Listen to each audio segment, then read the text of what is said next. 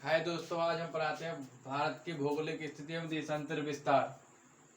भारत, सबसे पहले भारत का क्षेत्रफल 32,87,263 वर्ग किलोमीटर है। यानी कि संपूर्ण भारत का क्षेत्रफल 32,87,263 वर्ग किलोमीटर है। भारत कौन से गोलार्ध में स्थित है? भारत उत्तरी और पूर्वी गोलार्ध में स्थित है। देखो दोस्तों कैसे, ये देखो, ये है पृथ्वी, ये है उत्तरी गोलार्ध और ये है दक्षिणी गोलार्ध। तो यहाँ पर हो गया भारत। अब देखो अब ये उत्तरी, अब ये इधर से देखो तो ये वाला पूर्वी हो गया। इधर से बंद करके देखो, इधर से ऐसे बंद करके देखते हैं, ऐसे बंद, ये लाइन मिटा दो, अभी लाइन मिटा दी तो ये हो गया उत्तरी गोलार्ध। ठीक दोस्तों, अब हमने एक और लाइन खींच दी बीच में, तो ये हो गया उत्तरी एवं पूर्वी गोलार्ध। तो भारत यहाँ पर स्थित है। ठीक है दोस्तों, भारत उत्तरी एवं पूर्वी गोलार्ध में स्थित है। भारत उत्तरी और पूर्वी गोलार्ध में स्थित है। ठीक है दोस्तों, भारत उत्तरी एवं पूर्वी गोलार्ध में स्थित है। अब लिखिए भारत का क्षेत्रफल हो गया पूरा। भारत, विश्व में भारत का कौन सा स्थान है? यानी कि विश्व में भारत का क्षेत्रफल की दृष्टि से कौन सा स्थान है? विश्व में क्षेत्रफल की दृष्टि से भारत का 7वां स्थान है। सातवां स्थान है। यानी कि संपूर्ण विश्व में भारत 7वां स्थान, 7वें नंबर का देश है। अब आते हैं 7वें स्थान का देश। जनसंख्या, भारत विश्व में जनसंख्या के स्थान में चीन के बाद दूसरा देश है। भारत जनसंख्या में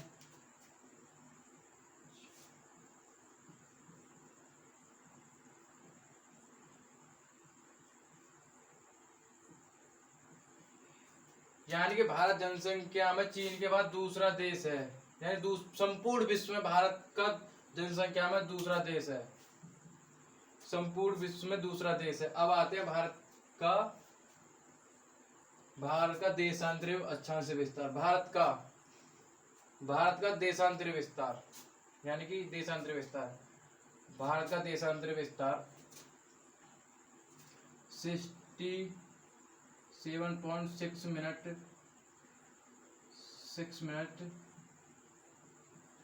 पूर्वी देशांतर से लेकर 97.25 मिनट पूर्वी देशांतर तक है। ठीक है दोस्तों, भारत का देशांतर विस्तार 68.7 मिनट पूर्वी देशांतर से लेकर 97.25 मिनट पूर्वी देशांतर तक। अब दोस्तों हम समझाते हैं देशांतर क्या होता है। देशांतर रेखा, संपूर्ण पृथ्वी में 360 देशांतर रेखा। कितने देशांतर रेखा दोस्त? 360। देखो ऐसे खरबूजा देखा, खरबूजे की भांति कटी हुई है पूरे पृथ्वी पर। ये देखो दोस्तों, पूरी पृथ्वी खरबूजे की तरह। खरबूजा देखा, खरबूजा यानी दानपुरी तरबूजा भी होता है, ऐसा ही फुटबॉल भी होती है। फुटबॉल तो 360 देशांतर रेखा। कितने? 360 देशांतर रेखाएं। और 180 कितनी रेखाएं? अक्षांश रेखाएं। तो 360 देशांतर रेखा। तो भारत ऐसे स्थित है यहाँ पर। अब आते हैं देशांतर विस्तार।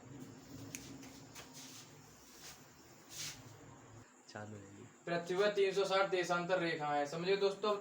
अब आते हैं अक्षांश रेखाएं। अक्षांश रेखा कितनी पृथ्वी पर अक्षांश रेखाएं 180 अक्षांश रेखाएं। अक्षांश रेखा यानी अक्षांश विस्तार समझाते हैं दोस्तों। 38.43 उत्तरी अक्षांश से लेकर 37.6 मिनट उत्तरी अक्षांश तक है। ठीक है दोस्तों, यानी कि भारत का अक्षांश विस्तार 8.43 मिनट उत्तरी अक्षांश से लेकर 37.6 मिनट उत्तरी अक्षांश तक है। देखो अक्षांश रेखा कितनी होती है पृथ्वी पर 180 प्लस 1 यानी कि 181 अक्षांश रेखा है। एक रेखा तो ये होगी और 90 इधर को तो ऐसे इस तरीका से तो पृथ्वी का ये वाला हिस्सा 8.43 मिनट ये वाला हो गया और 37.6 मिनट ये वाला हो गया, ये वाला हिस्सा हो गया, ये ऐसे भारत है। ठीक है दोस्तों, भारत की मानक समय रेखा।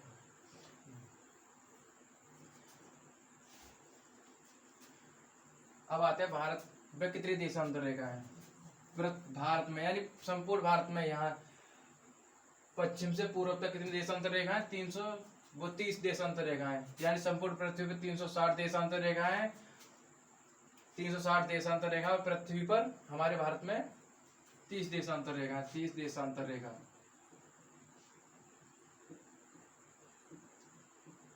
भारत में 30 देशांतर रेखा, संपूर्ण भारत में 30 देशांतर रेखा है, यहां से लेकर यहां तक। तो ठीक है दोस्तों, भारत में कितनी देशांतर रेखा 30 देशांतर रेखा है। तो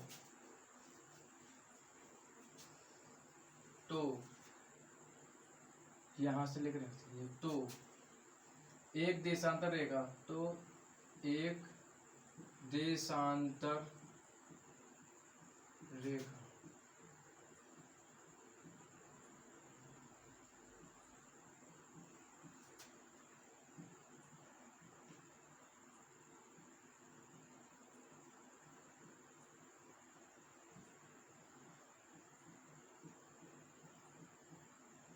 ठीक है। तो पृथ्वी मतलब हमारे भारत में 30 देशांतर रेखा है और एक देशांतर रेखा पर घूमने में पृथ्वी 4 मिनट लेती है। पृथ्वी किधर से किधर घूमती है, पृथ्वी पश्चिम से पूर्व की ओर घूमती है, यानी कि पृथ्वी पश्चिम से पूर्व की ओर घूमती है।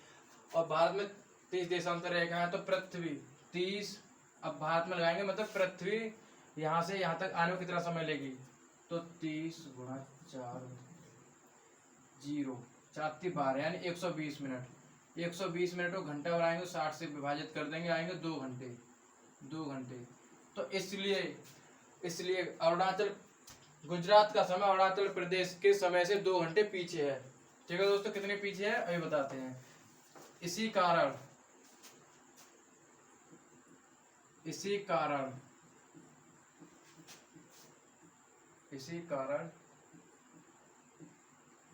गुजरात का समय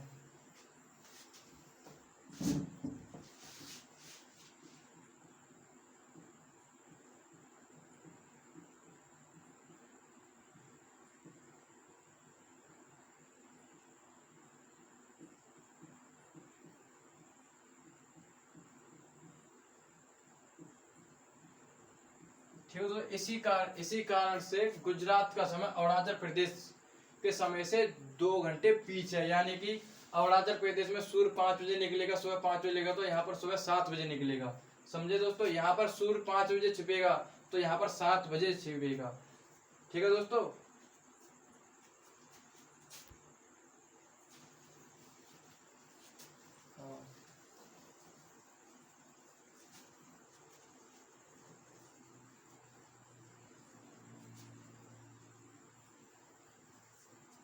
अब आते हैं भारत की मानक समय रेखा। भारत की मानक समय रेखा भारत के 5 राज्यों से होकर गुजरती है। देखो यहाँ से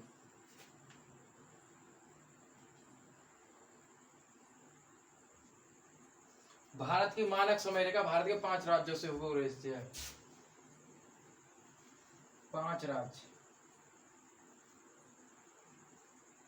मानक समय रेखा वो रेखा होती है जैसे कि मानक समय रेखा हर देश में इसलिए रखी जाती है क्योंकि जो वो समय मानक समय रेखा पर होगा वही संपूर्ण देश में होगा, यानी कि सुबह के 5 बज रहे हैं तो सारे यानी पूरे देश में सुबह के 5 ही बज रहे होंगे। ठीक है दोस्तों, इसलिए मानक समय रेखा हर देश में होती है, प्रत्येक देश में मानक समय रेखा होती है। 5 राज्यों से होकर गुजरती है। नंबर एक राज्य नंबर 1 उत्तर प्रदेश यानी कि यूपी, नंबर 2 छत्तीसगढ़, और नंबर 3 है मध्य प्रदेश, एमपी, और नंबर 4 है उड़ीसा, और नंबर 5 आंध्र प्रदेश। ठीक है दोस्तों, यानी कि भारत के मानक समय कितने राज्यों से होकर गुजरते हैं? 5 राज्यों से होकर गुजरते हैं। नंबर 1 उत्तर प्रदेश, छत्तीसगढ़, मध्य प्रदेश, उड़ीसा और आंध्र प्रदेश, 5 राज्यों से होकर गुजरती है। और ये रेखा मानक समय रेखा गुजरते उस रेखा को मतलब क्या है? 82.5 डिग्री, 82.5 डिग्री।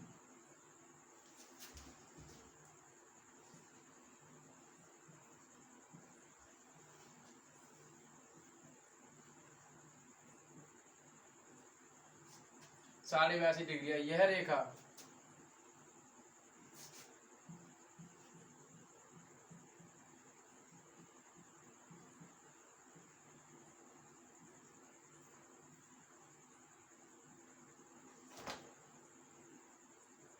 यह रेखा भारत के उत्तर प्रदेश राज्य के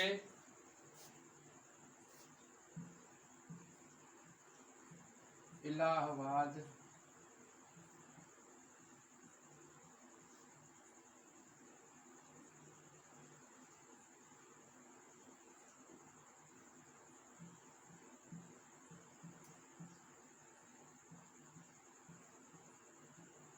ठीक है दोस्तों, ये भारत के मानक समय रेखा 82.5 डिग्री को मानेगा। यह रेखा भारत के उत्तर प्रदेश राज्य के इलाहाबाद जिले के नैनी जगह से गुजरते। कई बार परीक्षा में पूछ लिया जाता है कि भारत के मानक समय रेखा कहाँ से गुजरती है, तो आप बता देंगे या तो इलाहाबाद दिया होगा ऑप्शन में, या नैनी दिया होगा, या अमरावती चौराहा दिया होगा। ठीक है दोस्तों, अब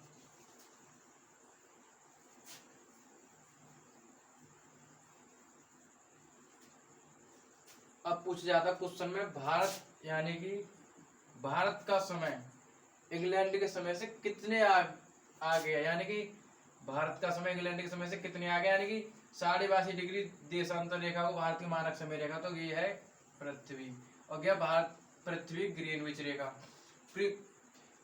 और जे ग्रीनविच रेखा इसको कहते हैं 0 डिग्री देशांतर रेखा। 0 डिग्री देशांतर रेखा कहते हो तो, और भारत है यहाँ पर 82.5 डिग्री देशांतर रेखा पर तो क्वेश्चन पूछ लिया जाता है कि यानी कि लंदन या इंग्लैंड के समय भारत के समय से कितने पीछे है, और पृथ्वी को एक देशांतर रेखा पर चलने में कितना समय लगता है? 4 मिनट। 4 मिनट लेती है पृथ्वी, 4 मिनट लेती है पृथ्वी एक देशांतर रेखा पर चलने में, 4 मिनट लेते पृथ्वी एक देशांतर रेखा पर चलने पर। तो 360 यानी कि 360 रेखा देशांतर संपूर्ण पृथ्वी पर, तो भारत यहाँ से लेकर यहाँ तक कितने? 82.5 डिग्री देशांतर, यानी मानक समय रेखा तक कितने? 82.5 डिग्री देशांतर रेखा है। तो लंदन का समय भारत के समय से कितने पीछे? तो देखो दोस्तों, लगाते हैं 82.5 डिग्री को ऐसे लिख देते हैं, अब 4 का गुणा कर दो, 4 पंजे 20, हाँसू लग गए 2, 4 चौक 16,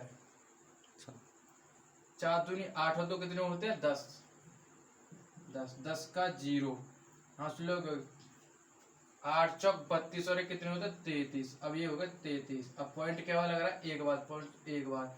अब अगर 330 मिनट कर दे, 330 मिनट को घंटा बनाएंगे, 60 का भाग देंगे तो कितना आएगा? 0 से 0 कट गए, 5 6 30 होती है, 5 30 यानी 5.5 घंटे आ गया, 5.5 घंटे। अब क्वेश्चन पूछ लिया जाता है कि अब लिख लिया है समय कितना होगा? 5.5 घंटे। अब पूछ जाए क्वेश्चन, कभी परीक्षा में पूछा जाए कि लंदन का समय भारत के समय से कितने पीछे है? 5.5 घंटे, या इंग्लैंड या लंदन, एक ही बात है, यहाँ पर है दोनों जगह। इसीलिए कहा जाता है कि अगर यहाँ पर दोपहर के 5:30 बज रहे होंगे, तो वहां पर लंदन या इंग्लैंड में दोपहर के 12 बज रहे होंगे। समझ गए दोस्तों?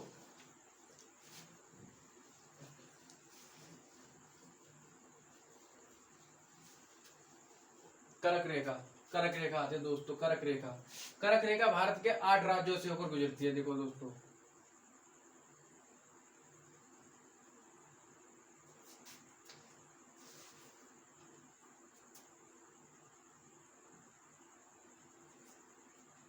कर्क रेखा भारत के 8 राज्यों से होकर गुजरती है। नंबर 1 कर्क रेखा, यानी कर्क रेखा भारत के 8 राज्यों से गुजरती है। नंबर 1 गुजरात, नंबर 2 राजस्थान, ठीक है दोस्तों, नंबर 2 राजस्थान। नंबर 3 एमपी यानी मध्य प्रदेश, मध्य प्रदेश। नंबर 4 छत्तीसगढ़। नंबर 5 झारखंड। और नंबर 6 है West Bengal. West Bengal short में लिख दो वेस्ट बंगाल, ऐसे हिंदी में लिख देते हैं वेस्ट बंगाल यानी पश्चिम बंगाल।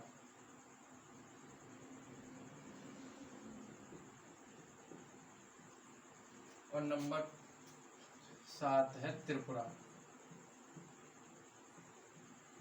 नंबर 8 मिजोरम। ठीक है दोस्तों, अब पूछ लिया था परीक्षाओं में कर्क रेखा भारत के कितने राज्यों से होकर गुजरती है? 8 राज्यों से। कौन कौन से राज्य? गुजरात, राजस्थान, मध्य प्रदेश, छत्तीसगढ़, झारखंड, पश्चिम बंगाल, त्रिपुरा एवं मिजोरम।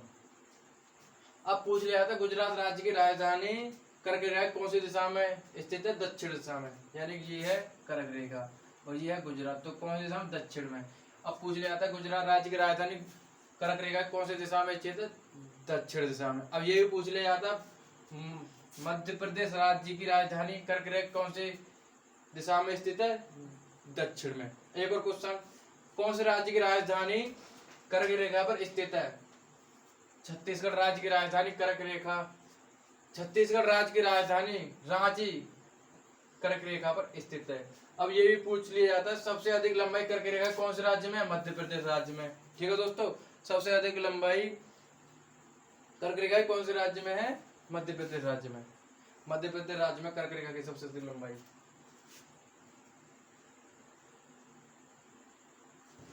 कर्क रेखा लंबाई सबसे अधिक किस राज्य में है? मध्य प्रदेश राज्य में। ठीक है दोस्तों, समझ में आ गया? बहुत कई तरीके से क्वेश्चन पूछे जाते हैं, एग्जाम आयोग कई तरह से क्वेश्चन पूछता है, बहुत घुमा फिरा के। ये आपको जब क्वेश्चन पूछा जाएगा ये भी कह दिया जाएगा 4 राज्य दे जाएंगे, 4 राज्य दे दिए जाएंगे। इसमें पूछा है किस राज्य में नहीं है, यानी किस राज्य में, किस राज्य से होकर कर्क रेखा नहीं गुजरते। गुजरात दे दिया जाएगा, गुजरात दे दिया जाएगा, त्रिपुरा दे दिया जाएगा और मिजोरम दे दिया जाएगा और एक दे दिया जाएगा उड़ीसा, उड़ीसा दिया जाएगा, उड़ीसा। ठीक है, तो ये ऐसे क्वेश्चन पूछ जाते हैं कर्क रेखा किस राज्य से होकर गुजरती है, तो उड़ीसा नजदीक में, तो बहुत से बच्चे नहीं लगा पाएंगे, तो उड़ीसा से होकर नहीं गुजरती है, ये हमारा उत्तर सही हो जाएगा। ठीक है दोस्तों,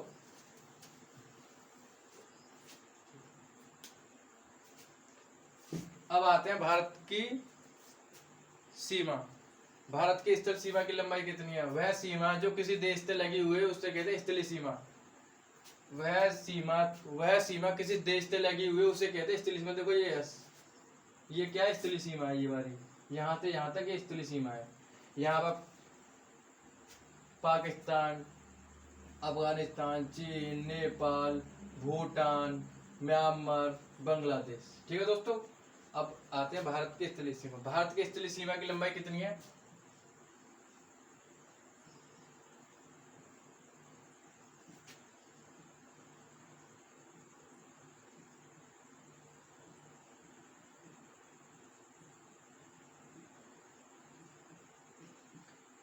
भारत की स्थलीय सीमा की लंबाई है 15,200 किलोमीटर। ठीक है दोस्तों, यानी कि पूछ लिया जाता है परीक्षा में भारत की स्थलीय सीमा की लंबाई कितनी है? 15,200 किलोमीटर। भारत की मुख्य भूमि की लंबाई, यानी कि भारत की मुख्य भूमि की लंबाई है 6100 किलोमीटर।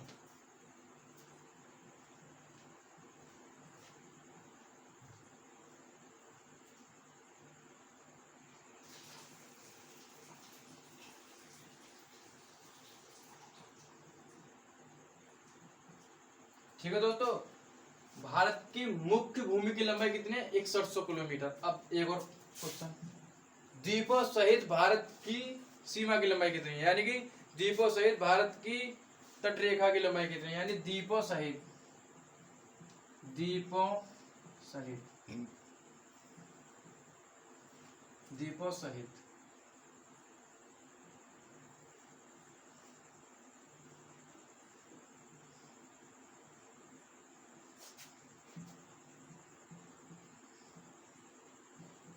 ठीक है दोस्तों, आप पूछ लिया था मतलब द्वीपों सहित भारत की तटरेखा की लंबाई कितनी है? तो 7516.6 किलोमीटर, 7516.6 किलोमीटर है। ठीक है दोस्तों, अब क्वेश्चन पूछ लिया था भारत द्वीपों सहित भारत की तटरेखा की लंबाई कितनी है? 7516.6 किलोमीटर लंबाई है भारत के तटरेखा की लंबाई। अब जोड़ करते हैं, इसका कितना आता है दोस्तों? अब जोड़ करके इसका आ जाएगा दोस्तों, जोड़ते हैं इसके लिए, पहले 15,000, अब 15,200 किलोमीटर। ठीक है दोस्तों, अब लेके 7516 किलोमीटर, इसे जोड़ के कम से कम इतना आ जाएगा 2200